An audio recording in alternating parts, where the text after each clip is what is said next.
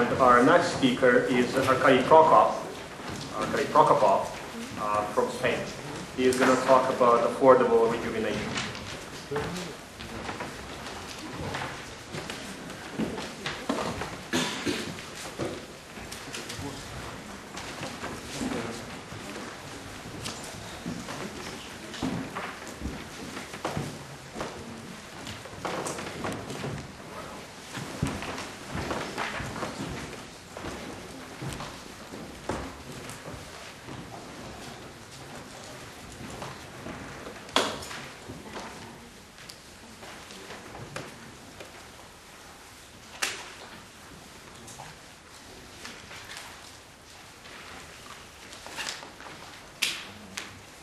I'm sorry.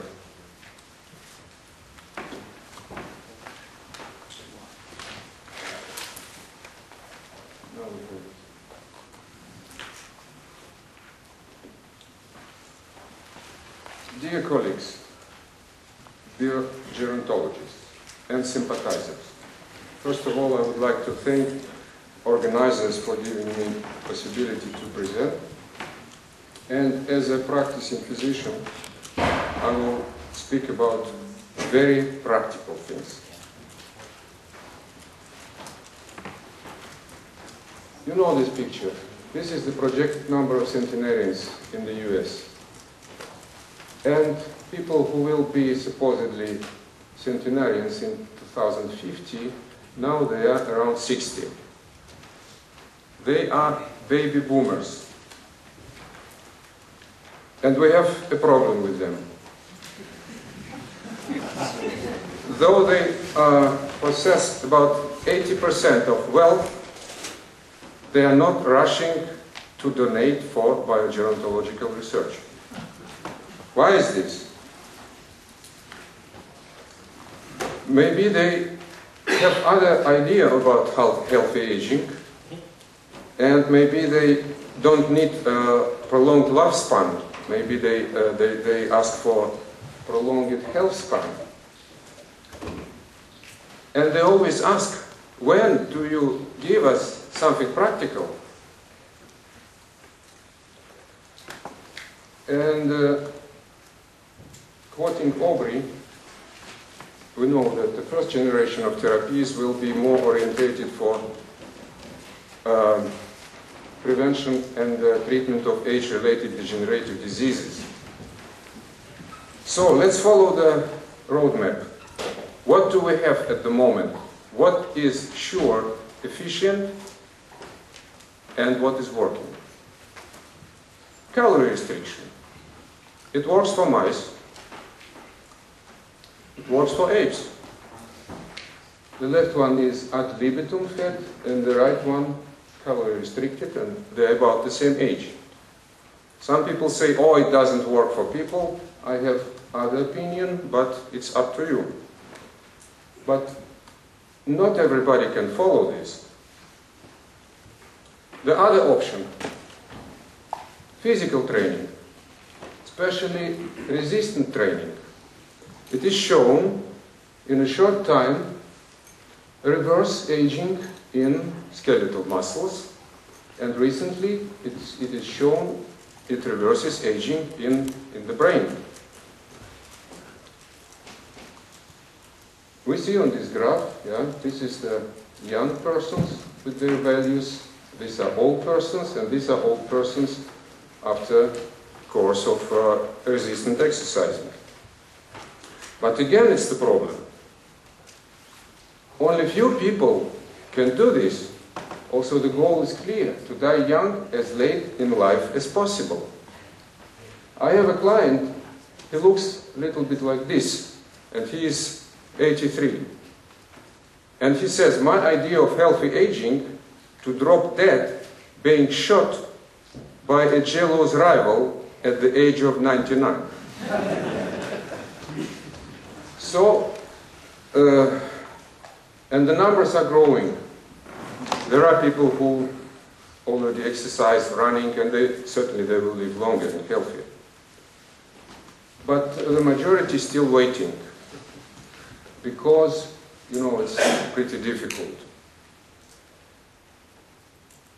But do we have shortcuts?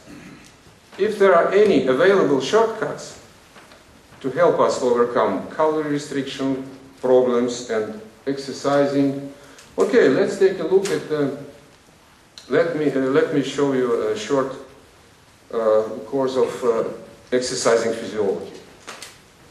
This is a graph of physical training, interval training.